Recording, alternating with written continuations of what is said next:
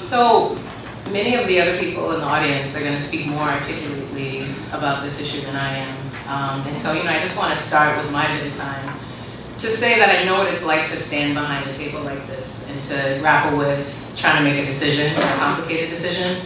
And I hope that if any of the testimony that you've heard that reflects that building this new facility is a bad idea, that you have the courage to maybe make a decision that's difficult and that pushes back against maybe some of the conversations that you've had behind the scenes. I know that there is a lot of information on both sides, and I know that sometimes making the right decision can be the hard decision and it can take a lot of courage. So I just want to acknowledge that it's a difficult position to be in, but also that it's time for us to start making the shifts in our community that we know need to happen. And we know that. And so when do we start? When do we start to move more boldly towards renewable energy? When is that time, if not now?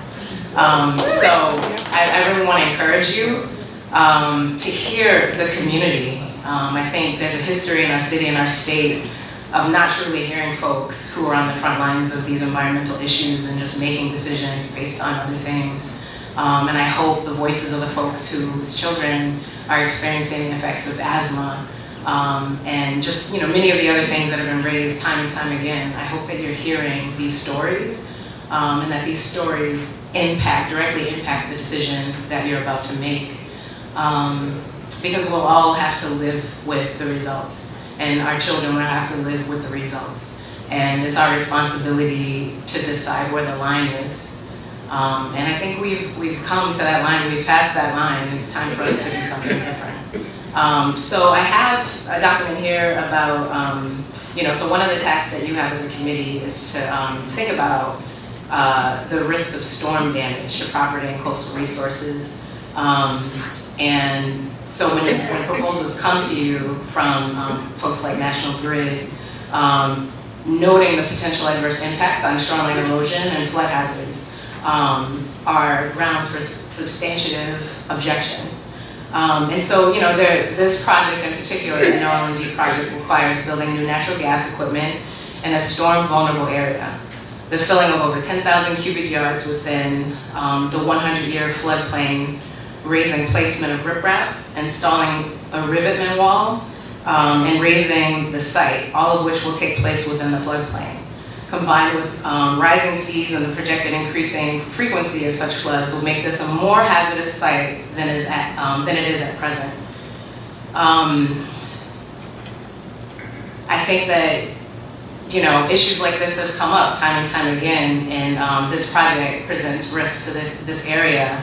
And we have a lot of facilities in the area. We have Rhode Island's only trauma and hospital complex, and Rhode Island Hospital, Hasbro, Women and Infants. Any failure of equipment or structure resulting from storm damage and resulting in natural gas leakage or explosion will place these neighborhoods and populations in immediate and potentially lethal risk. The filling, removal, and grading of shoreline features and shoreline is shoreline to increase vulnerability. So, you've heard bits and pieces about this. I think, the point of my bit is to really think about the shoreline, but there's so many aspects to the environmental impacts that we know we may face. And so, really, I just am here to reiterate that I hope you make the courageous decision. I hope that you help our state begin to face some of the environmental issues we know are coming down the pipe.